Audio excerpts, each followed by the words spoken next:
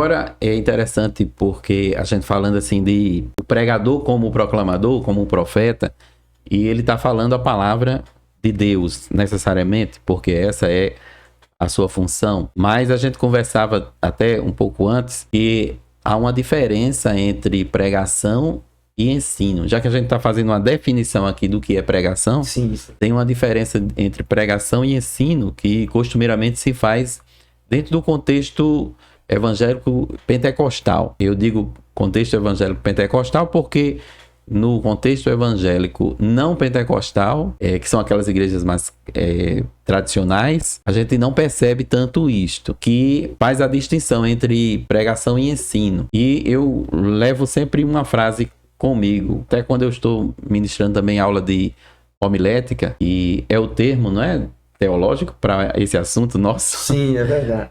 É a arte de pregar, que é o seguinte: toda pregação tem que ter o ensino, mas nem todo ensino precisa ser uma pregação. E aí por quê? Porque na pregação existe aquele desejo ou aquela intenção de persuadir, de convencer, de levar uma mensagem no sentido de trazer a pessoa para o lado de quem está proclamando, de quem está pregando.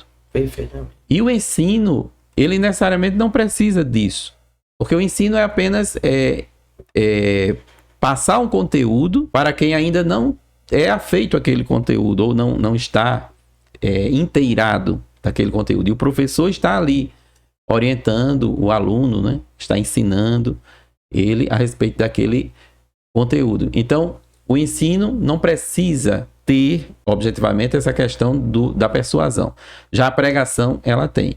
Agora, embora no ensino não haja necessidade de se pregar, na pregação, ela só funciona, de fato, se a pessoa entender.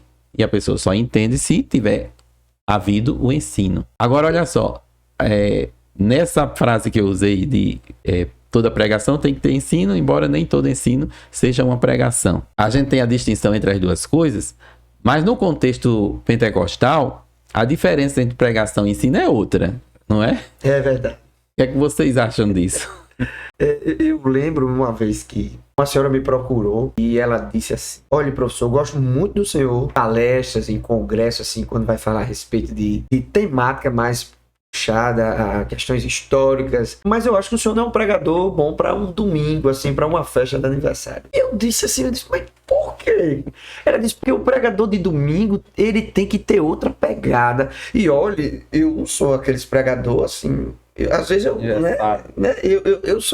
tenho um estilo, e eu acho que essa é a confusão. Você confunde o estilo com o ofício da pregação, né? E nós estamos acostumados a um ambiente onde o seguinte: pregadores de aniversário de conjunto, de eventos que geralmente a gente vê muita promessa, né? Venha que vai ficar marcado para a história. Outra coisa que a gente pode comentar lá na frente. E essas pessoas não podem ensinar. E elas vão fazer o quê? Se a pregação, a base da pregação, necessariamente, é que alguém entenda o que foi falado. É a explicação. O pregador, ele tem que pregar de acordo com o que Deus... A exposição do texto bíblico. Do texto bíblico. É porque nós criamos esse modelo, né?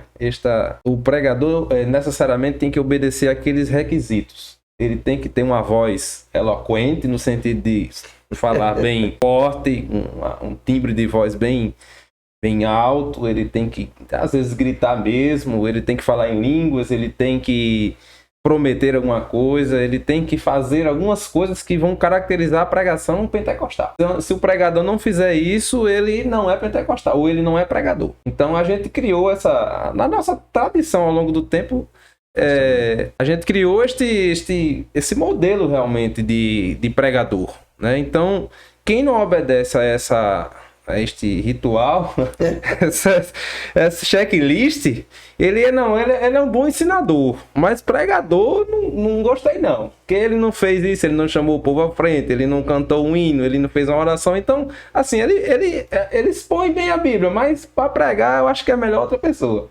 Mas a Bíblia não é o suficiente, não é... É claro que a gente não está falando também de um pregador que não pregue com unção, com paixão na alma, certo?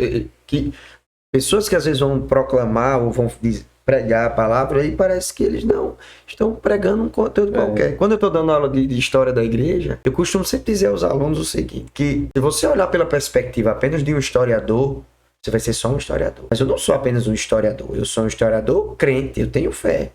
Então eu consigo ver as nuances do trabalhar de Deus pela história. Deus vai trabalhando a história. E é impossível o meu coração não arder com a história da Reforma Protestante, que é uma intervenção divina, né? Com o período da perseguição, de como a maneira dos avivamentos. Isso tem que tocar a alma. É claro que a gente não está pregando nem os extremos, né? Ou o cara não está nem aí porque está pregando, ou então ele é exagerado demais.